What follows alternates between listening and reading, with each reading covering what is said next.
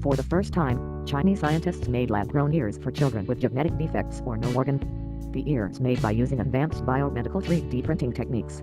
Microtear, an inborn ear defect, which damages the development of the ear, in some conditions child born without ear.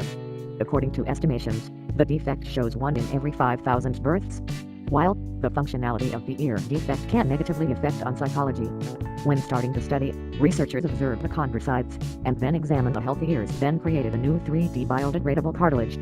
Then, researchers placed the chondrocyte cells on the scaffold and enabled them to develop for 3 months. After generating scaffold, researchers implanted the reconstruct ears in the 5 children and then observed the children up to 2 years. 3D cartilage. While researchers found the formation of the 3D cartilage in 4 patients taken by 6 months after the new ear implantation. Among 3 of the patients, the shape, size and edge of the new ear all coordinated with the other ears.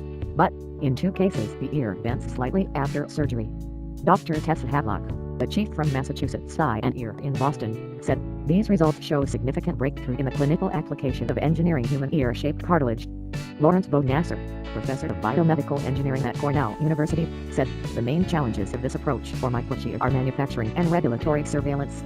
The study shows tissue engineering approaches for reconstruction of the ear and other cartilaginous tissues. While this new research is in the initial stages and still far from being idealized as a treatment. With this research, Chinese scientists could lead to the procedures for reconstructing other cartilaginous tissues.